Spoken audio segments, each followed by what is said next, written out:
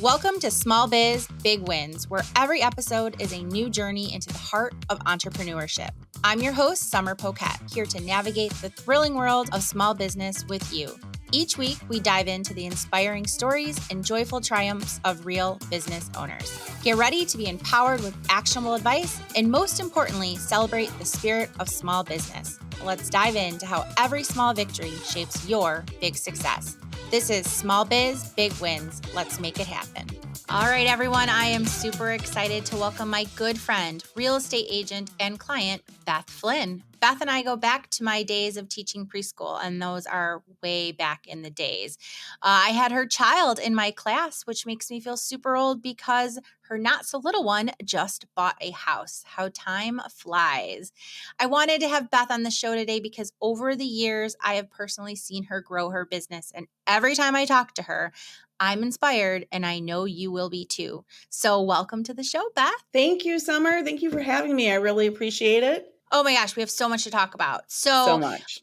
I just want to dive right in because there's a lot to cover. And I don't think a lot of people know your story and your history. And so tell us a little bit about how and why you started a real estate business. I know you were doing other things before real estate. And I'm sure that as a little 7-year-old, you didn't wake up thinking that you were going to be a real estate agent. Maybe kids do. I don't know, but I don't think you did. So really, why do you do what you do every day? Because you work really hard. Well, it all started probably way back before I even knew it was really starting, when I was in hospitality, putting myself through college. Being a server, you have what was called a servant's heart. You enjoy working with people. You enjoy helping people, all of that. And after I moved into a little bit more of a career with the Petoskey News Review as their niche publication specialist, I started to see I was building in this niche of sales that I really enjoyed. And then I had another career change. And in that was who hired me. My current broker was one of my accounts at the News Review. And as the time moved on with that, it just became very apparent that real estate was what I had been looking for career-wise the whole time. Working with people in real estate, whether they're first-time home buyers, second-time home buyers, selling property, whatever it may be, I found that is really what is a nice tank filler for me. And what do you mean by tank filler? The joy that you get from watching a first-time home buyer sign the papers for their first home, it's electrifying. It culminates all the hard work that they put in, because first-time home buyers put in a ton of hard work. And the hard work that the real estate agent puts in, educating them, keeping them off the ledge of emotions, because it is very emotional. Yeah. And getting them with their right people, the right lenders, the right home inspectors, and just kind of building that for them so that when they're done with the process, they feel like it was really easy. They learned a lot. They educated themselves. They built themselves financially. And now they've got what they've been working so hard for. So how long have you had a real estate business for? 12 years. So for 12 years. So yeah. And when you say fill your tank, I mean, you can go to bed at night, put that head down on your pillow, having a business feeling like you did something of value. You did something good. Right. That you really helped somebody. There's many different ways to do real estate. You have transactional agents that are just doing the transaction. There's nothing wrong with that. That is who they are as an agent. Yeah. And when probably I would say about my third year of really starting to build my group and build my clients, I really began to see who I wanted to be as an agent, and that was to be relationship. That means I know their kids, I know their pets, I know their likes, I know their dislikes. I've really taken a lot of time to get to know them as an individual, and then continue that even afterwards. I am 100% referral right now, which means all of my clients have referred me to either a family member or a friend, or they now have moved on to buying their own second, another home, sell and buy again. So Got it. it's Yeah. that's how I like to fill my tank and keep it filled. And so 12 years, 3 years into it, you're like, this is what I like. This is what fills me up. This is what makes me feel good. I'm investing in people really too, because I know there are lots of different, and it's interesting. You were working in kind of niche marketing for the Petoskey News Review and publication. And now here we are talking about niche marketing. And there are lots of niches when it comes to real estate. I mean, I could throw a dime outside right now and hit 5 real estate agents, and Absolutely. they all will probably have a different specialty. So what are some real estate niches? And I mean, you probably had to think about this in when you first started your business. Like, what do I want to do? What do I want to sell? What do I want to promote? Who do I want to help? So what are some niches for someone listening thinking I might want to do this? There's quite a few actually. And, even when I got started, I didn't realize how many there were. I was like, a real estate agent's a real estate agent. But Sure. that's not necessarily true. You have your luxury agents, and we all want to be a luxury agent. Who doesn't want to sell Yeah. $1 million homes? You know? Yeah. I want And that commission. so, yeah, that's a different world. Is a total different way of working with somebody and how they want to be treated. It's a little bit more transactional. Got it. Let's go, let's get it done, let's move on. Boom. That's kind of how it works. Again, Yeah. my opinion on it. Well, and you're talking, it might not be like that for every single luxury real estate or every single transaction, but you're just kind of generalizing it. Yeah, exactly. In all of this, I will be generalizing because there's a place for all of them. All of these niches and all of these kinds of agents, there is a place for them. You also have like your commercial agents who just primarily deal with commercial, whether it be your big box stores or your manufacturing places or your small business who's looking to rent or buy a place to have their office. So there's those agents. Then you have the agents that are a little bit who I would call myself, even though I specialize in first time home buyers because I've educated myself that way, I would say I'm a little bit of everything minus commercial. Got it. I feel like commercial is not necessarily where I want to be, Sure. but has, of course, in our resort town and a stakehold with a lot of agents in it. Yeah. So I feel all those different niches have quite a few different agents in them, but I really like where I'm at, where I'll do a little bit of everything, but I really focus on the education and the growing of a first time home buyer. And so that's interesting because I'm assuming they all have you have to have some type of special knowledge for all of them, right? Like commercial, there's zoning laws and rules and there's all of this Mhm. stuff, right? So Yes. you might be able to partner with another agent to help that client come to you or refer them to an agent that's more specializing, like in healthcare. Not every doctor can do everything, obviously. So it's kind of the same Right. thing. It's whether or not you want to choose to flub it and give up that commission, let's be honest, and be honest and say, hey, I can't really help you, or this is who we need to go to. So I'm sure a lot of it has to do with that. What do you think are some of the benefits of actually choosing a niche and having that specialty and not being just a generalist? For me, it has been that I've been able to really hone in my education. The Got different it. things that I go and do to educate myself more on different loan types, on different buying trends, on different rules and regulations. There are several different kinds of loans out there. Mm, It wasn't always like that. You had your loans, they're conventional, but now you have government loans that really help these first time home buyers get where they need to go without a whole lot of money out of pocket. And that's a really great way because first time home buyers, they honestly are our economy builders. sure. No, that You makes a they're lot of sense. Yeah, they're going to buy that first home. They're going to pay a little bit more in interest. They're going to pay personal mortgage insurance, but they're going to grow out of that, and they're going to grow into another home, and they're going to buy again, and possibly even a third time. That kind of is how things go. Most people today buy 3 homes in their lifetime. Wow. And so they're just building. I tailor my education and things that I want to learn about. I'll go on we have a marketplace where we can pick up different accreditations and learn about different things. And I spend time in there learning different things, because when you don't think there's anything more to learn in real estate, something new will pop up. Oh my gosh, I can only imagine. Yeah, the one thing I'm learning about right now is 1031 exchanges.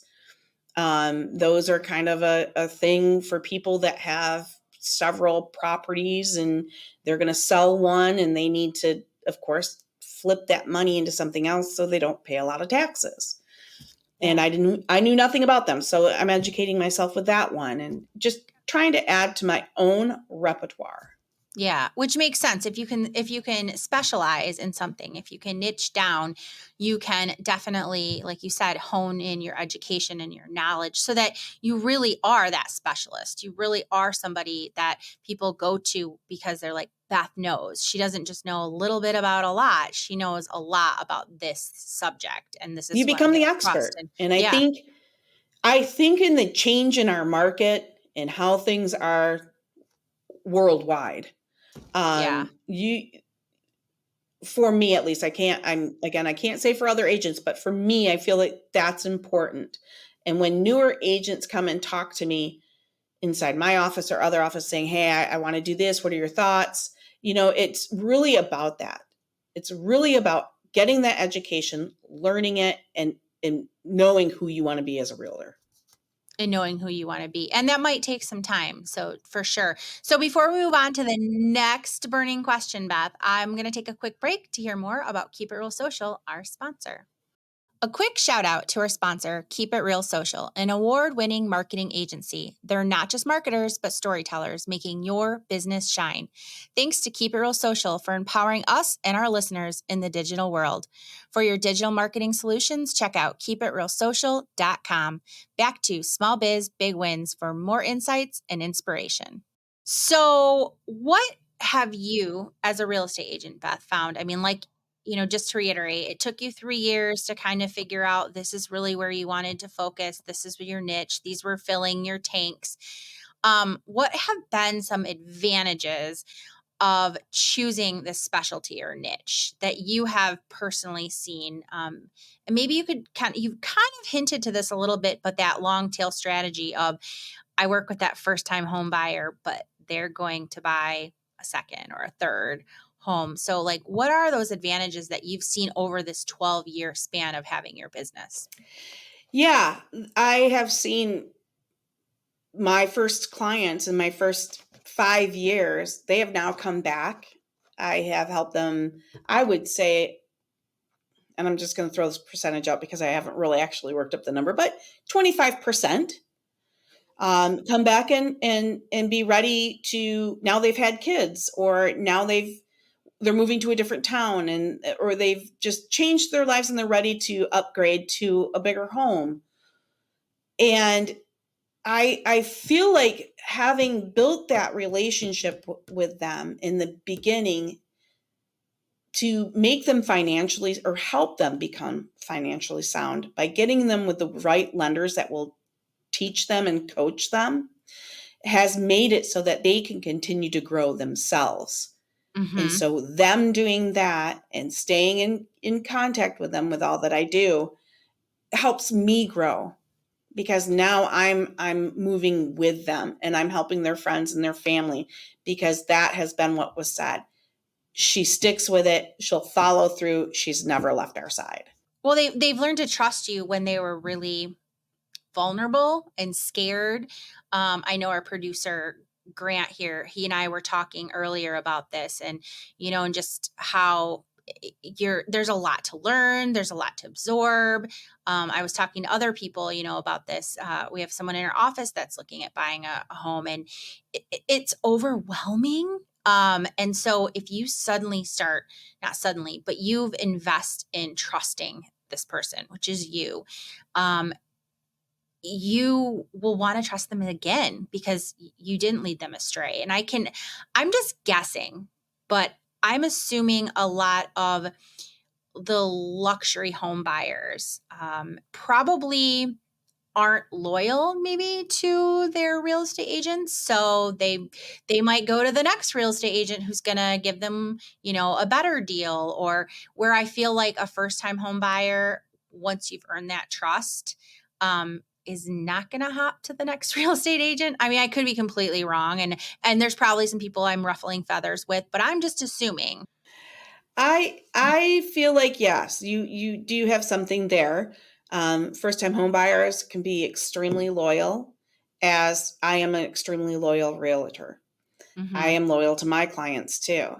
Yes, I feel like there are times in luxury they want it now, and whoever can get it to them the quickest is who they'll choose.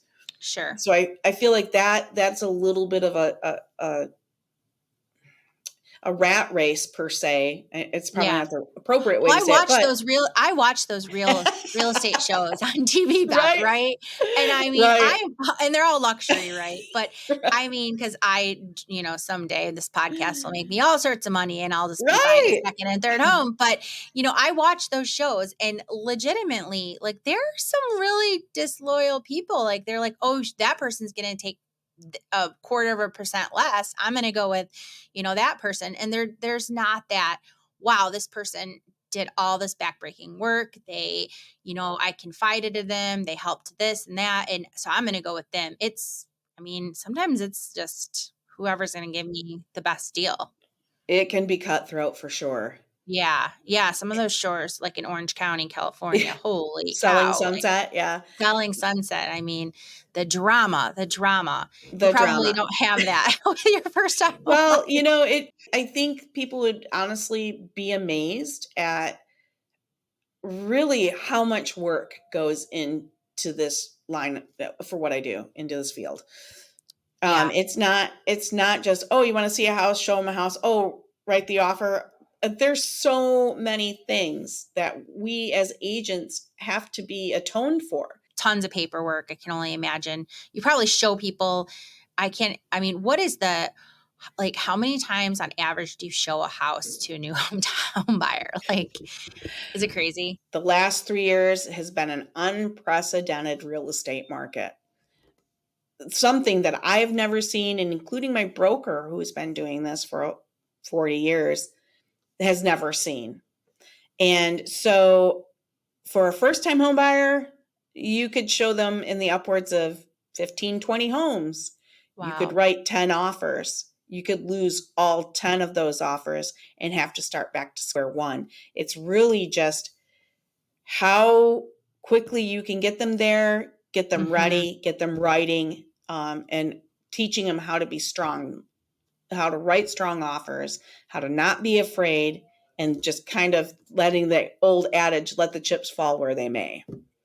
Yeah. And you talk a little bit about how you have to help your clients like be emotionally ready for that. And I can only imagine seeing 15 different homes, writing offers on 10 of them and not getting any of them, and the disappointment. And I know for myself, like, I see a home and I'm like, oh my gosh, I would do this and I would do that. And I'm ready to move in. And then I don't get it. And someone else is going to move in. Like,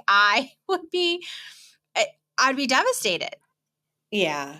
I'm very clear with my clients in the beginning, like, don't fall in love with this first home. Stay objective. Look at it. Look at the home. Just don't walk in and be like, "Oh, this is everything I wanted." Look at the Yeah. trim boards, look at the bathroom, look at the toilets, look at the fixtures. Just really deep dive when you're looking. Just don't take 15 minutes and walk through and say, "Yeah, I want to write an offer on that as a first-time home buyer." Yeah. You have to, and I point things out, things that they need to know, especially if I know their loan type. Like, this won't pass a USDA loan. This part Ah, won't pass an FHA loan. Because if they're a got first it. time home buyer and they're using any of those loans, they don't have already a lot of money coming in. So we want to make sure that they are using every nickel and dime appropriately.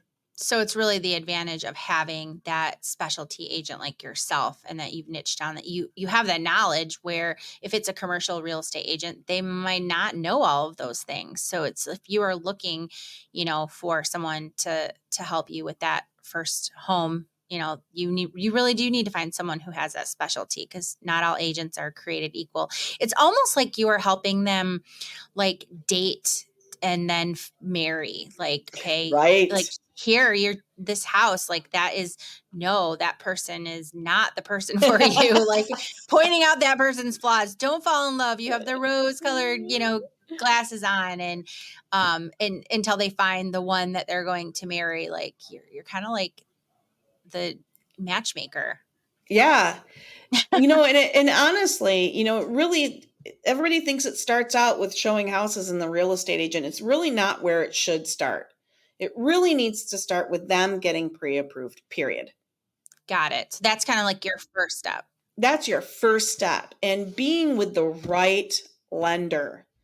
It is so important that they find the right lender that will essentially date them, call them back when they call, return any information that they've asked, make sure they have those questions answered, and just really kind of coaching them, because somebody could walk in to a lender and say, hey, I got pre-approved, I won't say names, online, and they said I'm approved for blah, blah, blah dollars. Yeah. Well, come to find out, they haven't done any, they didn't take their W-2s, they didn't take their tax statements, Sure. It was just a form online that you filled out. It was just a form online. Got And it. then come to find out, they come to a real lender, somebody that they can sit face to face with, talk with. Yeah, they're not pre-approved for that amount. And that's probably devastating to them too. Like, oh my That's gosh, I the thought first I did heartbreak. that. If Yeah. I could do anything in the real estate market, it would be to educate that very first step to everybody. So if anyone's listening and they want to buy a home, do not fill out those forms and assume that you're pre-approved. Like, go to your agent and get connected with them, let them match make you with the right lender. So if you are listening, that's, a big takeaway too. How do you feel like you niching down in your business has helped you focus as a business owner? Because you're a real estate agent, but you're still a business owner. I mean, that you are running a business. You have business bank accounts. You are, you're running, this is your business. And I'm just assuming, but I assume that now that you've niched down to knowing that this is kind of like, this fills your tank, this is what you want to learn about, this is where you want to grow your business and who you want to help. Has it helped make your marketing easier because you kind of know that ideal client? I mean, I know a little bit about this for you, but I'm just assuming, versus talking to a broad spectrum of people for marketing, it's probably a lot easier to have niche down. Yeah, I feel like it has. It gives me the space and time to be really good at what I do, to be really consistent in the choices I make in not only my marketing, but how I'm going to work with people. I've kind of got this whole step-by-step method for myself. And I think that that's been important for me, not so much as a real estate agent, but just who I am as a person. Because I like to help. Yeah, because I like to help people so much. I want to make sure every step I make is the right one, going the right way. Yeah, sometimes we got side steps. It's the way it goes. But that's just a learning. That's a learning. That's a one point right there to learn something new when you sidestep. And I think showing that to the people I work with and to my clients that I'm not perfect either, and I'm always learning. And I tell them at the end when we're at the table, I've learned so much from you to help my next first-time home buyer. Oh, that's great. So it's really about, no matter what, day's end, it's really about the client. I just feel like I have found myself to be able to be a good conduit to Mm, move through all of the ups and downs and the changes and keep them down here instead of on the ledge of the sure. emotions. Have I lost clients before because an agent was able to help them quicker than I was? Sure. Yeah. Have I heard from them saying that it wasn't so great?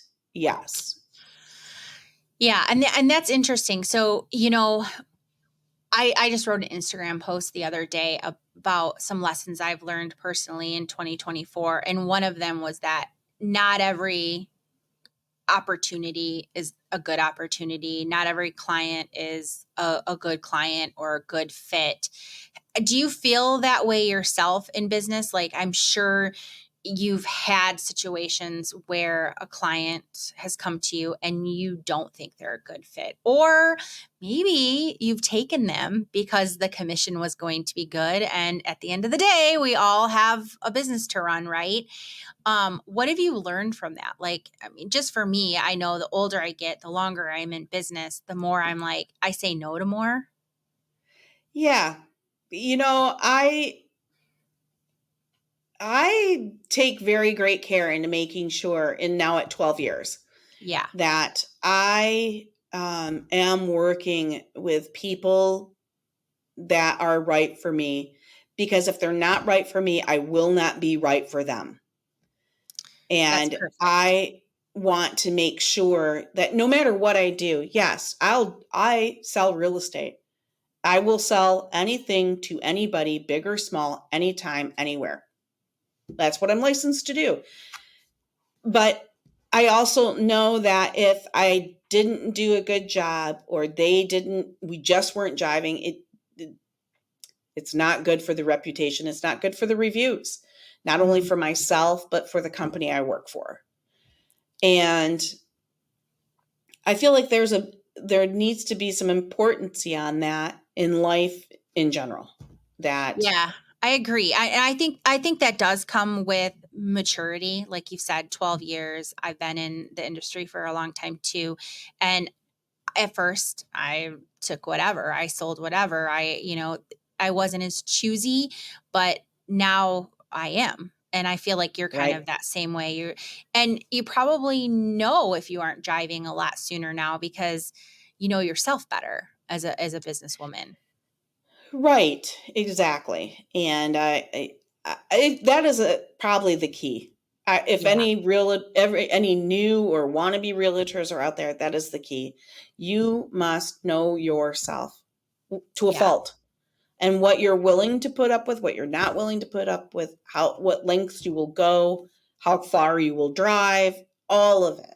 Yeah, your boundaries. I mean, that's Yeah, that's just important for anybody. And what are your boundaries in business? Will you take phone calls after 8 o'clock? Will you, just all of that? And I don't think it's specific to just real estate either. I think it's in any industry. I mean, I have yeah, to create boundaries on when I can take clients and I can take phone calls and I can take meetings, and say no to offers just like you do. But a lot of that does come from knowing yourself and for growing, and it might not happen this year for somebody, but it is something that you have to work on, and being comfortable in your skin to say this yes, isn't a good fit, or I can't help you, but maybe this is a better person to help you. right, yes, I exactly, All right, Beth, so I feel like we could talk forever, especially about being women in business and the lessons we've learned and all of that. So, right.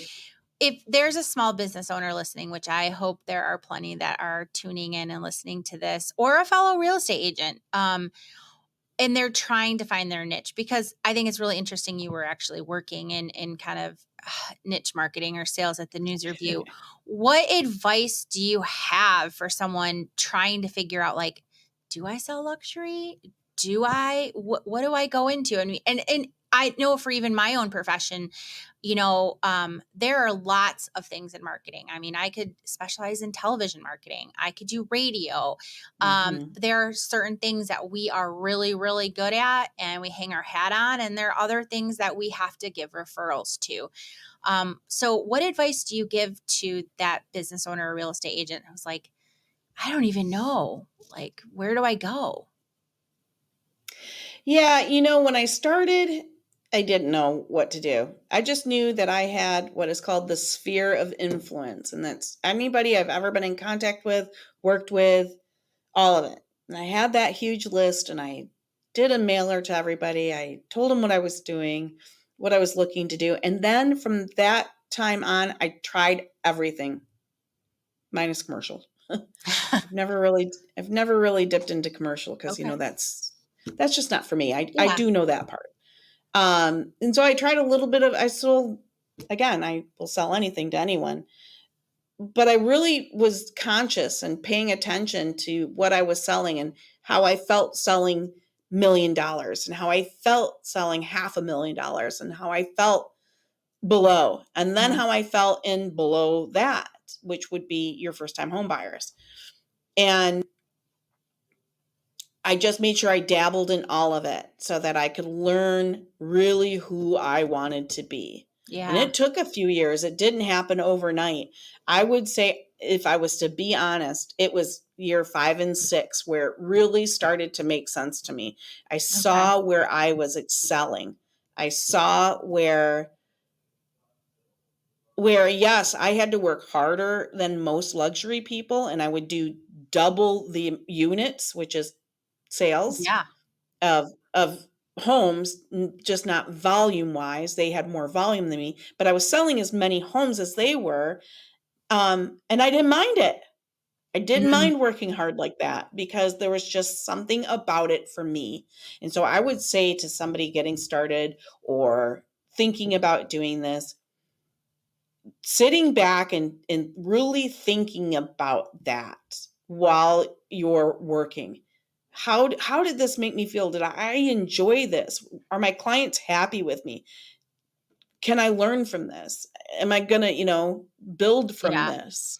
It sounds like you were really listening, like you said, to what was filling your tank. And Yeah. that's kind of how you kind of chose your niche by and what you specialized in and what you wanted to focus on, where you really wanted to spend your time, because running a small business is really time consuming, right? You don't get to just clock Very. in and clock out. So if you're going to spend extra time and take it away from your family or, your hobbies or things you enjoy, it has to fill that tank. And so I think that's kind of what I'm hearing from you. It's like it's okay to not know right away and to dabble and do a lot of things, but make sure you're paying attention to what's filling you up personally at the end of the day.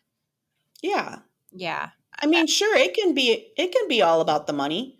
And there's a lot of agents that's made awesome careers with it, Totally. just being about that. And I think that there is a place for that too. There's a place for all of us. Yeah. Well, they might fill their Um, tank in other ways, right? right. So Exactly. their tank might be filled by, donating their time building Habitat for Humanity houses, or who knows what fills their tank. But for you, Correct. that was kind of your compass, so to speak, Yes. and what was your kind of driving force. So Beth, I ask all my guests this one final question, and I'm hoping I emailed this to you, so I'm not going to sideline you. I'm a little nervous. Like, did I tell her I'm going to ask her this question? I think But I think it is. but like, what is one big win that you've had in business that you can share to inspire others? And this can be personal. This can be something that came from winning an award or a dream client or a testimonial, but something that can inspire others. Because at the end of the day, running a business can be tiring, can be